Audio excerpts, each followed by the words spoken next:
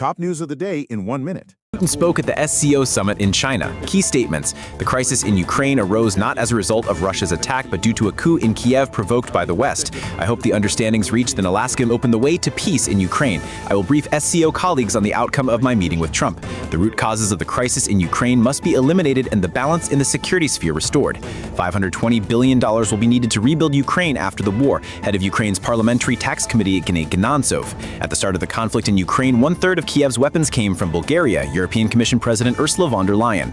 Norway and the United Kingdom signed a $10 billion, $13.5 billion contract for the delivery of British Type 26 frigates to the Norwegian Navy, Bloomberg. The European Commission will continue allocating budget funds to support Ukraine after the conflict ends. Ursula von der Leyen and Chancellor Merz: NATO would have collapsed if Germany had not increased defense spending. Indian Prime Minister Modi said it is always a pleasure for him to meet with Putin. Polish President Nawrocki declared that he demands reparations from Germany.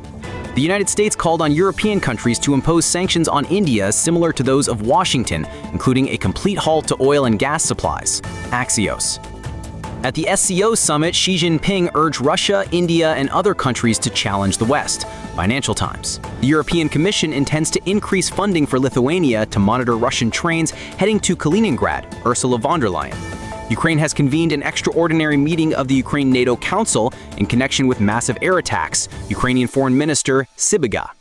India blocked Azerbaijan's accession to the SCO, while Pakistan blocked Armenia's, media reports. On September 4, a meeting between Zelensky and European leaders will take place in Paris, AFP.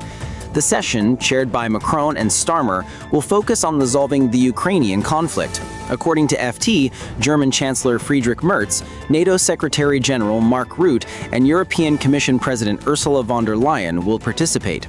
Ushakov: at the meeting between Putin and Trump, no agreement was discussed regarding trilateral talks with the participation of Trump, Putin, and Zelensky. The Ukrainian issue was discussed on the sidelines of the SCO summit. No concrete proposals have yet been made to elevate the level of Russia-Ukraine negotiations. Putin and Trump in Alaska agreed on how to proceed further in the context of Ukraine. The leaders reached agreements building on what had been previously worked out with Witkoff. A poster at the SCO summit was made only in 2 languages, Chinese and Russian. Russia significantly increased its FAB strikes on Ukraine in August, 4,390 compared to 3,786 in July, according to Ukraine's Ministry of Defense. The highest figure this year was recorded in April, more than 5,000 FABs. Subscribe so you don't miss the next episode.